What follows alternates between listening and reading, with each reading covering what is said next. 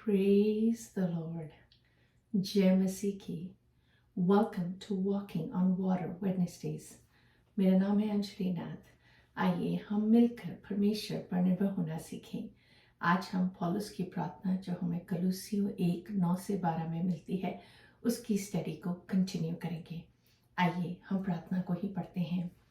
For this reason, since the day I have heard, we do not cease to pray and to ask that you may be filled with the knowledge of His will in all wisdom and spiritual understanding, that you may walk worthy of the Lord, fully pleasing to Him, being fruitful in every good work. आज हम बातचीत करेंगे about fully pleasing to Him and increasing in the knowledge of God, strengthened with all might, according to His glorious power, for all patience and long suffering with joy, giving thanks to the Father who has qualified us to be partakers of the inheritance of the saints in the light. Hindi में पढ़ूंगी। इसीलिए जिस दिन से यह सुना है, हम भी तुम्हारे लिए यह प्रार्थना और विनती करना नहीं छोड़ते।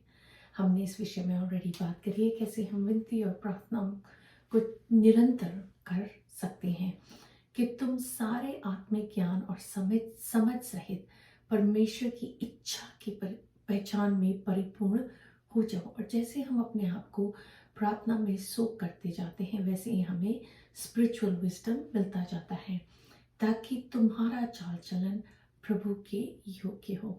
और कैसे हम प्रभु के सामने योग्यता के साथ खड़े हो सकते हैं, इसके विषय हमने लास्ट टाइम बात करी, क्योंकि वो हमें यीशु के शैडो में देखते हैं और सब प्रकार से प्रसन्न हो। आज हम देखेंगे कैसे परमेश्वर सब प्रकार से हमारे जीवन से प्रसन्न हो सकते हैं और तुम में हर प्रकार के भले कामों का फल लगे और तुम परमेश्वर की पहचान में बढ़ते जाओ, उसकी महिमा की शक्ति के अनुसार सब प्रकार के सामर्थ्य से बलवंत होते जाओ, यहाँ तक कि आनंद के साथ हर प्रकार से धीरज और सहनशीलता दिखा सको और पिता का धन्यवाद करते रहो, जिसने हमें इस योग्य बनाया है कि ज्योति में पवित्र लोगों के साथ मिरास में सहभागी हो। किसी ने कितना खूब कहा है, we please Him and we displease Him, moment by moment within the gospel framework of His grace, inside the relationship of His fatherly acceptance. He is fully capable of confronting us, not rejecting us, not casting us off, but correcting us. Hindi में पढ़ूंगी। हम हर पल परमेश्वर को प्रसन्न करते हैं और निराश भी करते हैं। उनकी कृपा के सुसमाचार के ढांचे के भीतर उस रिश्ते को स्वीकार करते हैं जिसमें वो हमारे पिता हैं और जो उन्हें हमें सुधारने का अधिकार देता है। हम ये ना सोचें कि हमें अस्वीकार या त्याग रहे हैं, बल्कि वे हमें केवल सुधार रहे हैं। जब हम अपने बच्चों को डिसिप्लिन करते हैं तो हम उन्हें रिजेक्ट नहीं कर रहे हैं, अस्वीकार नहीं कर रहे हैं, पर हमें उन्हें सही रीति से चलने की सीढ़ी दिखा रहे हैं। The meaning of the word pleasing is satisfying or appealing, संतोषजनक या आकर्षक रूप से। क्या है हमारे जीवन में that can please God? इब्रानियों 11:6 में लिखा है, विश्वास बिना उसे प्रसन्न करना अनहोना है। हमारा विश्वास है, क्योंकि परमेश्वर के पास आने वालों को विश्वास करना चाहिए कि वह है और वह अपने खोजने वालों को प्रतिफल देता है। विश्वास ही से तो हम अपना सारा बोझ परमेश्वर के आगे रख के संतुष्ट रीति से बैक सीट ले पाते हैं। हमने लास्ट टाइम जब हम walking worthy of the Lord के विषय बातचीत करी थी, मैंने इस चीज़ को कोट किया था, walking worthy of that favour means walking by faith, because faith is the one thing that agrees with our bankruptcy and God's infinite worth. परमेश्वर के योग्य चलने का अर्थ है विश्वास में चलना, क्योंकि विश्वास ही एक ऐसी चीज है जो हमारे दिवालेपन को स्वीकार करती है और परमेश्वर की अनंत योग्यता में सहमत हो पाती है। So it's our faith that God is looking for. रोमियो 3:23 में लिखा है, इसलिए कि सब ने पाप किया है और परमेश्वर की महिमा से रहित है। सो हम सब पापी हैं। So how is it possible कि हम परमेश्वर को प्लीज कर सकें? It can be performance based, कि हमारे कार्यों से परमेश्वर खुश होकर हमसे सहमत हो पाते हैं, हमसे प्लीज हो पाते हैं, क्योंकि रोमियो बहुत क्लियरली कह रहा है कि सब ने पाप किया है और परमेश्वर की महिमा से रहित है। But you know the work that the father completed, जो पिता ने यीशु मसीह में कंप्लीट किया, उसकी शैडो में हम आते हैं और वो उस रीति हमें अपने पुत्र के साथ देख पाते हैं। That is the work of salvation. और पॉलस यहाँ इसी चीज पे एम्फसाइज कर रहे हैं कि how do we walk worthy of the Lord, fully pleasing to him, being fruitful in every good work. How do we gain spiritual understanding? How can we be filled with the knowledge of God? By faith. Vishwas is the key to be able to walk worthily of God, to be able to please our God. पुराने नियम में लिखा है भजन संहिता 130:3 में, हे या यदि तू अधर्म के कामों का लेखा ले तो हे प्रभु कौन खड़ा रह सकेगा। सो हमने नया नियम देखा रोमियो में, अब हमने पुराना नियम देखा। तो हमारे काम नहीं है कि हम परमेश्वर के सामने उस योग्यता के साथ खड़े रह सकते हैं। जब परमेश्वर हमें देखते हैं तो वो एक जज के रूप में नहीं देख रहे हैं कि हमारे काम कितने बड़े हैं, कितने महान हैं, कि हम जस्टिफाइड हैं कि नहीं हमारे कामों की वजह से, कि हम ग्रेस को पा सकते हैं या नहीं। बल्कि जब वे हमें देखते हैं तो यीशु के द्वारा जब वे हमें देखते हैं तभी हम उन्हें प्रसन्न कर पाते हैं। किस रीति? विश्वास की रीति। जब वो हमारे विश्वास को देखते हैं, वो हमारे दिल को देखते हैं, हमारे मन को देखते हैं, कैसे हम यर्न करते हैं परमेश्वर के लिए, वो परमेश्वर को प्रसन्न करता है। परमेश्वर हमें कुछ ओ नहीं करते,